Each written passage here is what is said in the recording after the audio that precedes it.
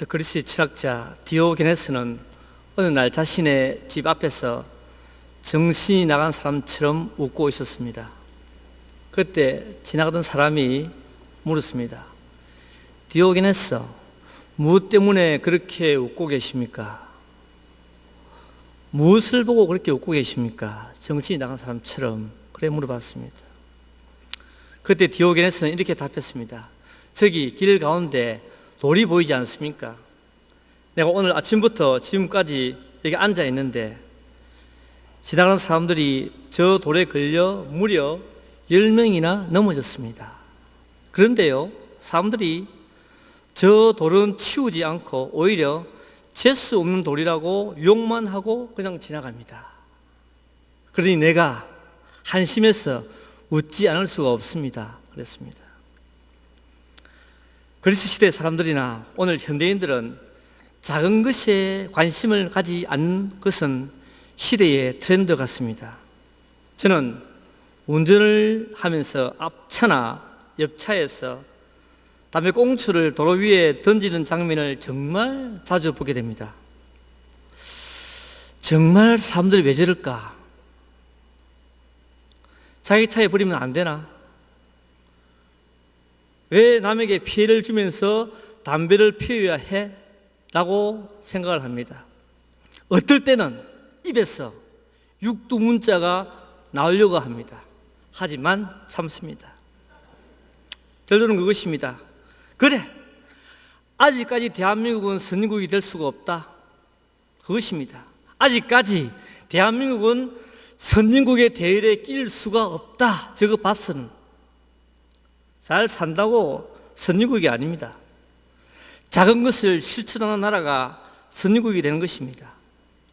현대사회가 발전하면서 우리 인류에게 좋은 것도 남겼지만은 좋지 못한 것도 많이 남겼습니다.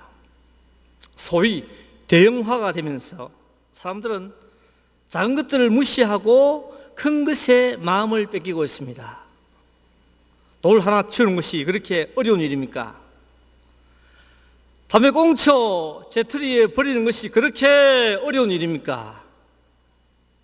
교회 바닥에 떨어져 있는 주보나 전도지를 줍는 것이 그렇게 우리에게 어려운 일입니까? 만약 우리의 거실이나 안방에 그런 돌이나 사람들을 다치게 하는 물건이 있다면 당장 치울 것입니다.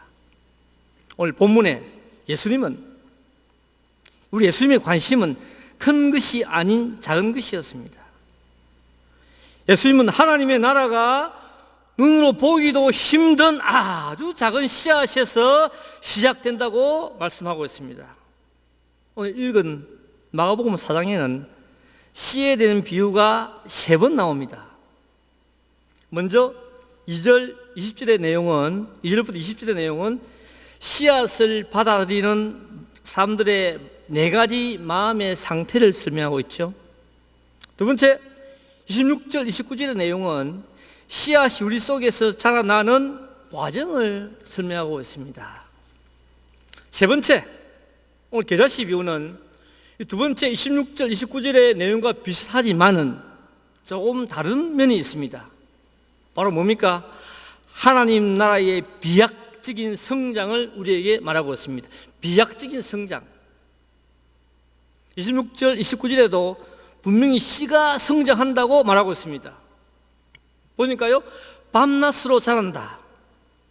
자고 깨는 중에도 자란다고 말씀하고 있습니다. 하지만 겨자씨는 이것들과 비교가 안 될 정도로 아주 급속도로 비약적으로 크게 성장하고 있다고 말하고 있습니다. 그 외적 성장의 속도가 다른 씨에 비해 매우 빠르다는 것입니다. 그래서 겨자씨 하나리 자라서 모든 나물보다 크고 나중에는 공중의 새들이 와서 그 그늘에 깃들 정도라고 성경은 우리에게 말하고 있습니다. 오늘 예수님은 겨자씨 비유를 통해 하나님의 교회는 확장되고 성장한다는 사실을 다시 한번 우리에게 각인시켜주고 있습니다. 결코 진리운동은, 교회운동은 퇴보하거나 사라지거나 멈추지 않는다는 것입니다. 교회의 미래는, 우리 성도의 미래는 실패가 아니라, 실패로 끝나는 것이 아니라 공중의 새들이 그런 데서 살 정도로 번성하고 확장된다는 것입니다. 지금의 로마 제국은 얼마 후에 망하겠지만은 내가 다스리는 하나님의 나라는 기자씨처럼 크게 성장한다는 것입니다. 저는 오늘 기자씨 교회 운동이라는 제목으로 함께 은혜를 나누고자 합니다. 이 운동이 어떤 운동입니까? 첫째로 작은 것에서 시작되는 운동입니다. 작은 것에서 시작된다. 31절, 겨자씨 하나를 같으니 땅에 심길 때에는 땅의 모든 씨보다 작은 것이로되 하고 했습니다. 예수님은 이미 4장에서 두 번이나 씨앗의 비유를 통해 하나님의 나라를 설명했습니다. 하지만 사람들은 하나님의 나라를 완전히 이해하지 못했습니다. 사실 하나님의 나라는 그 자체가요, 신비롭죠. 영적입니다. 아무리 쉽게 설명해도 이해하기가 힘듭니다. 오늘 우리도 성경을 읽을 때 예수님의 비유를 쉽게 이해하기가 힘들지 않습니까?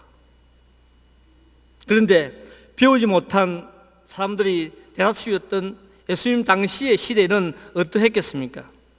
예수님은 이들이 알아듣도록, 그리고 하나님 나라에 대해 아직까지 의심을 품고 있는 제자들에게 확신을 심어주기 위해 팔스탄 지방에서 흔히 볼 수 있었던 겨자씨로 지금 설명하고 있던 것입니다.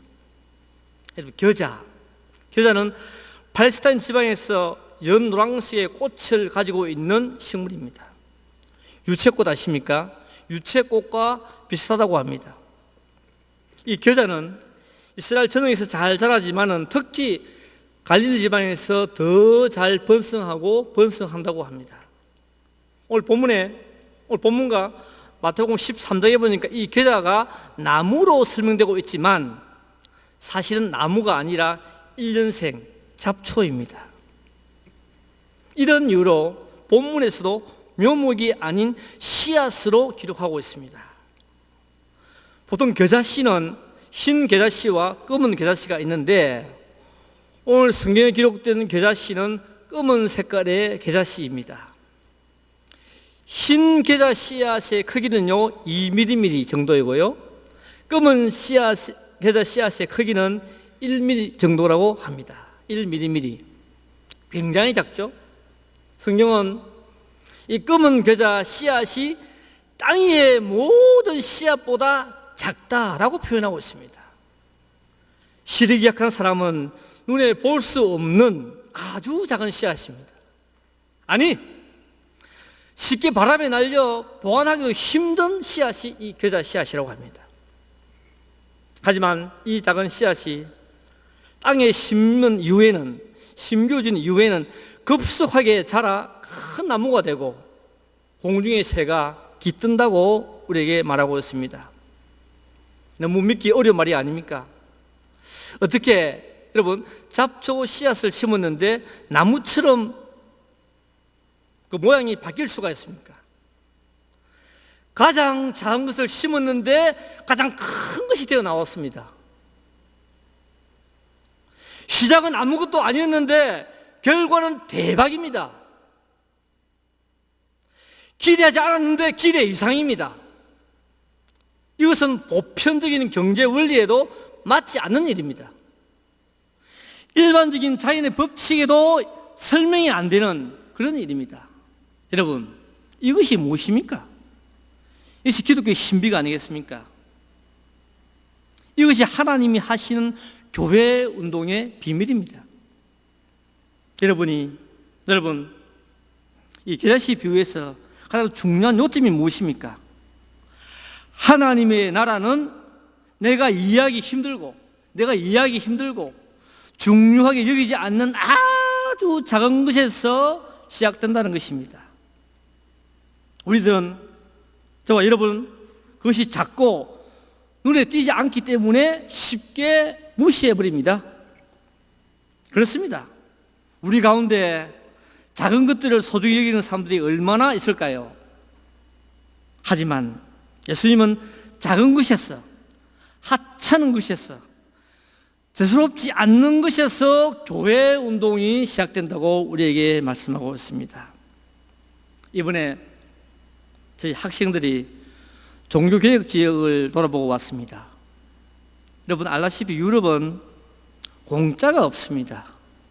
물도 사 먹어야 하고 화장실 갈 때도 돈을 내야 합니다. 1유로, 또 0.5유로. 그런데 문제는 화장실에 가야 되는데 우리 학생들이 잔돈이 없었어요. 유를 알아보니까 국내 은행에서 유로 잔돈을 안 바꿔준답니다. 그래서 다 그냥 큰 돈 가지고 왔어요. 어떻게 합니까? 10달러. 그럼 뭐 20명 줄 서야 됩니다. 무조건 가야 됩니다. 내가 가기 싫어도 가야 돼요. 0.5유로 아까우니까. 5유로 무조건 5명, 10명 서야 됩니다. 제가요, 잔돈 10원짜리, 50원짜리, 100원짜리 이거 돈도 아니라고 생각했는데 저희들이 정말 혼이 나고 왔습니다. 그런데요, 화장실이 그렇게 자주 갑니까? 참 신기하대요. 정말 자주 갑니다. 갈 때마다 5유로, 10유로, 10명, 20명 줄 서야 됩니다. 0.5유로가 없어가지고 혼자 가면 되는데 귀찮게 가기 싫은데 억지로 줄 서야 됩니다.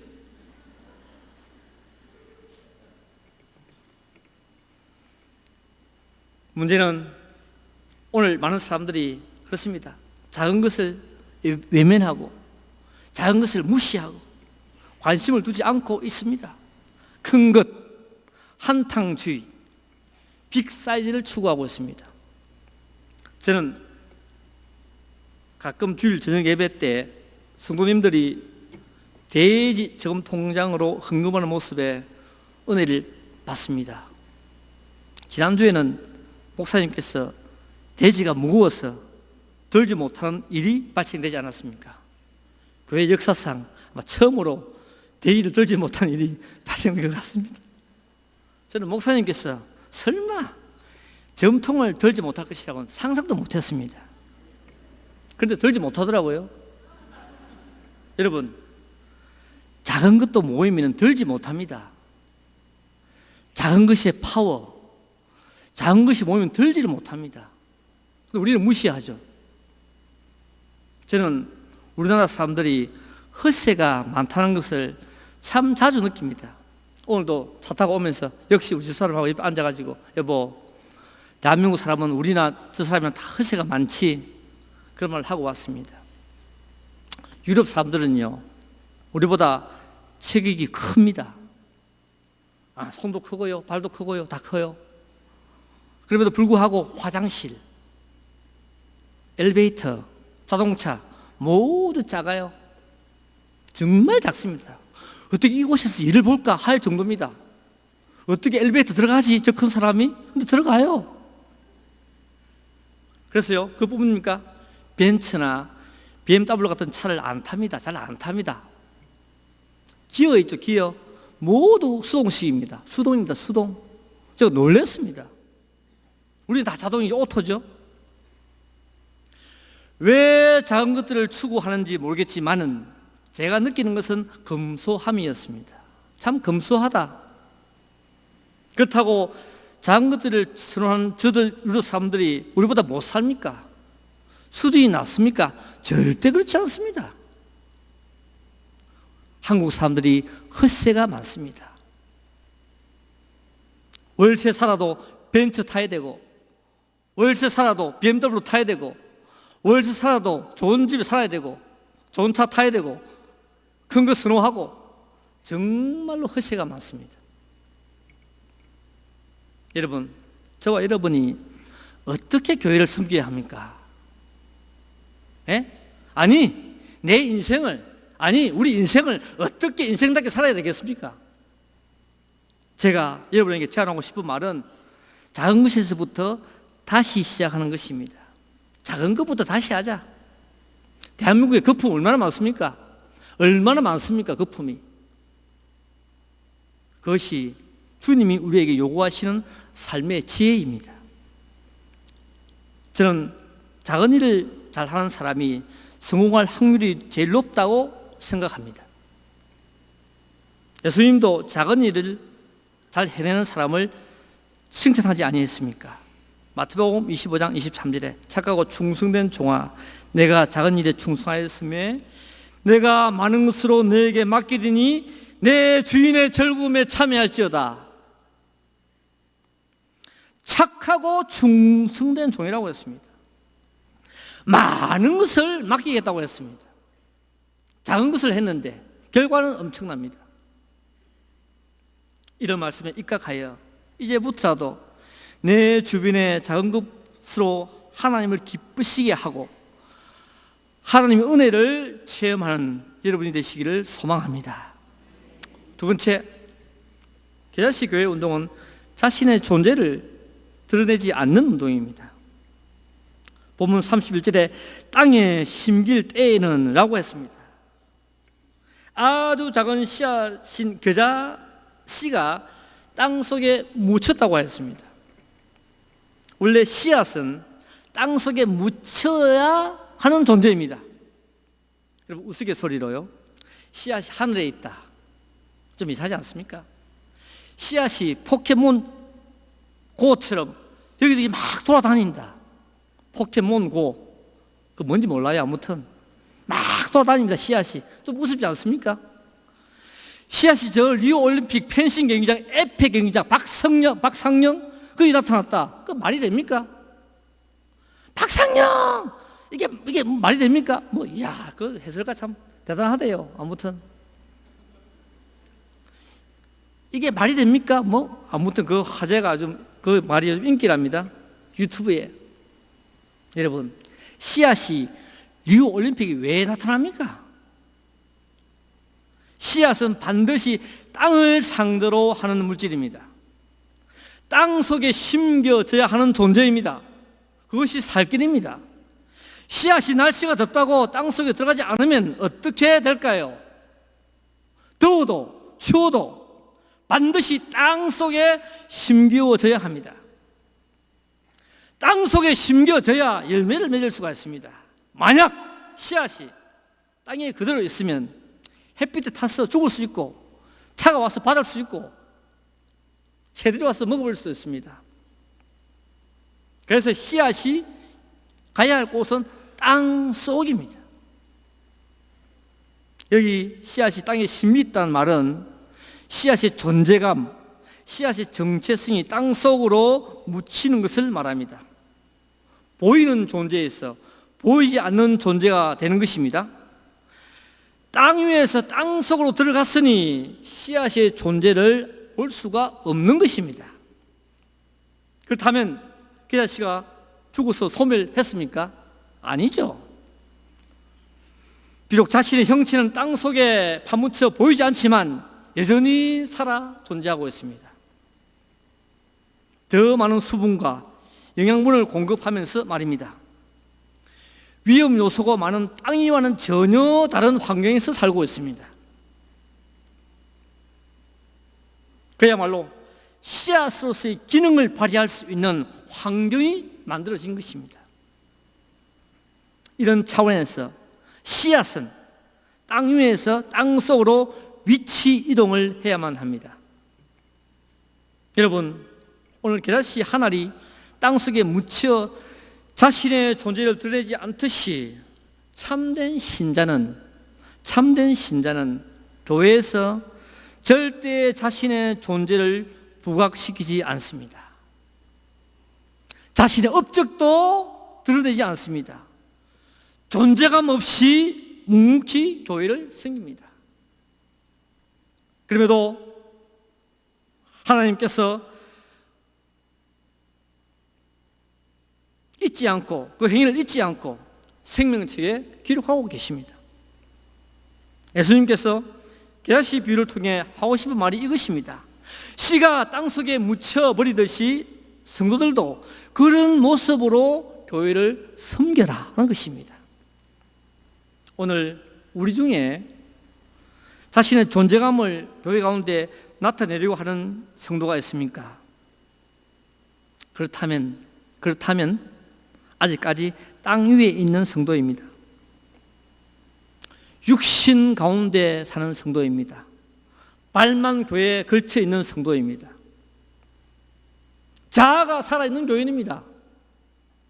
십자가를 지지 않고 멀리서 지켜보고 있는 교인입니다.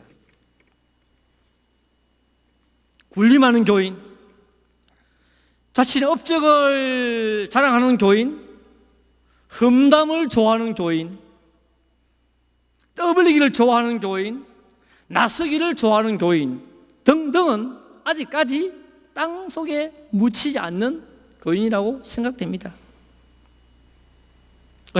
이런 분들은 자신들의 스타일이 태어날 때부터 가지고 온 성품이라고 변명할 수 있겠지만, 교회는 그 성품까지도 쳐서 예수에게 복종하라고 가르치고 있습니다.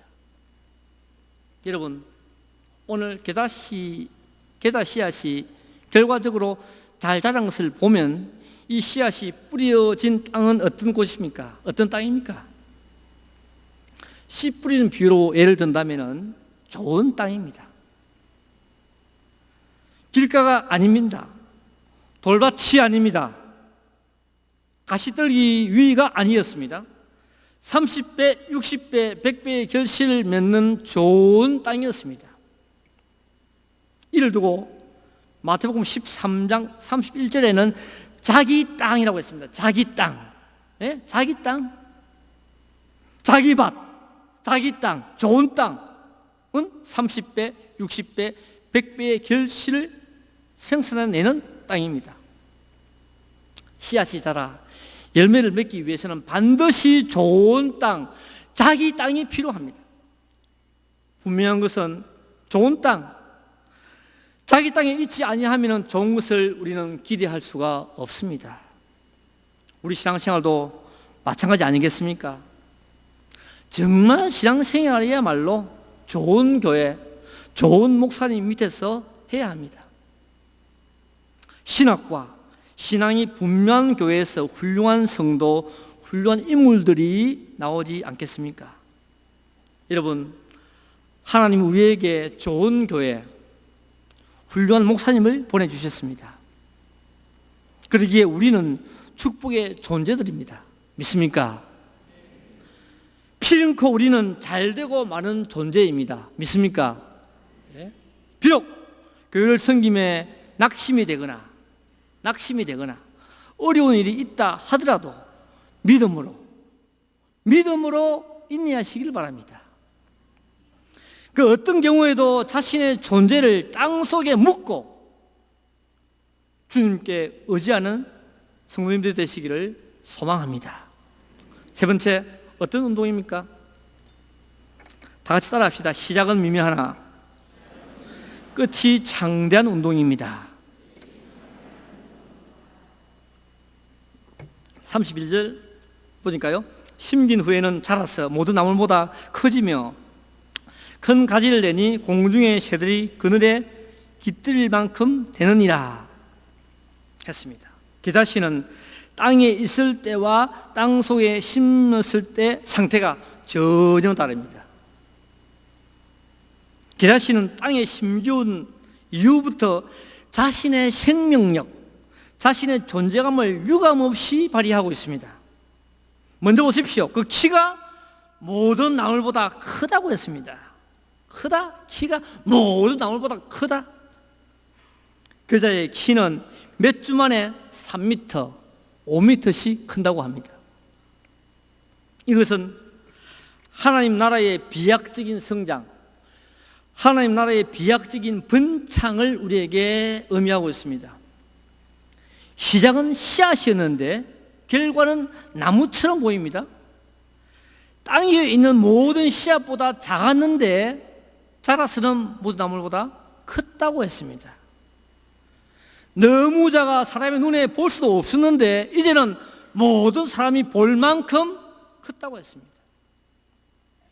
더 중요한 것은 큰 가지를 내어 공중의 새들이 그 그늘에 깃든다고 했습니다. 공중의 새들이 와서 쉴 만큼 큰 나무가 되었다.